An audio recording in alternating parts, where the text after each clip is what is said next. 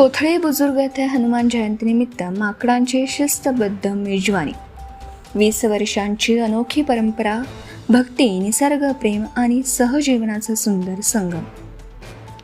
हनुमान जयंतीच्या पावन निमित्ताने बार्शी टाकळी तालुक्यातील कोथळे बुजुर्ग येथे एक अनोखा आणि मनाला स्पर्श करणारा धार्मिक उपक्रम पाहायला मिळाला.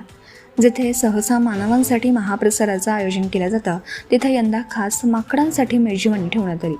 विशेष म्हणजे माकडांनी आश्चर्यकारकरित्या शिस्तबद्ध रांगेत बसून गोडधोड पदार्थांचा आस्वाद घेतल्याचं हृदयस्पर्शी दृश्य उपस्थितांना अनुभवायला मिळालं.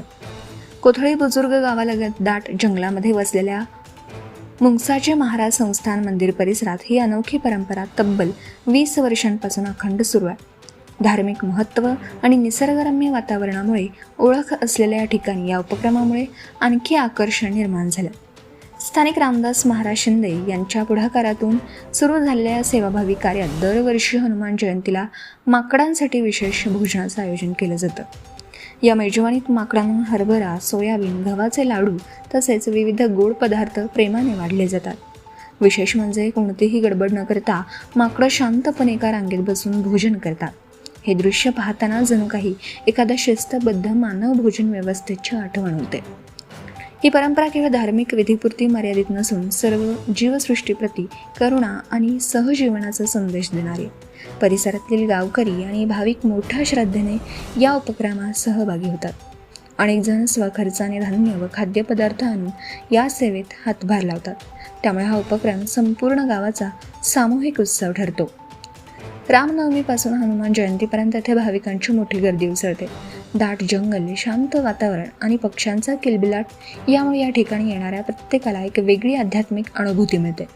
या अनोख्या परंपरेचं दर्शन घेताना अनेकांच्या मनात भावनिक नातं निर्माण होतं. या उपक्रमाबाबत बोलताना आयोजक रामदास महाराज शिंदे म्हणाले, हनुमान जयंतीला माकडांना अन्न देणं ही आमच्यासाठी केवळ परंपरा नसून सेवा आणि भक्तीची खरी भावना आहे. गावकऱ्यांच्या सहकार्यामुळे हा उपक्रम अनेक वर्षांपासून सुरू असून भविष्यातही तो अधिक व्यापक करण्याचा आमचा मानस आहे. कोथळे बुजुर्ग येथील ही अनोखी मेजवानी केवळ धार्मिक कार्यक्रम नसून मानव आणि निसर्गातील सुसंवाद, सर्व जीवांप्रती दया आणि सहअस्तित्वाचा जिवंत संदेश देणारे ठरते. या उपक्रमातून भक्तीबरोबरच मानवतेची जाणीव प्रत्येकाच्या मनात अधिक दृढ होते.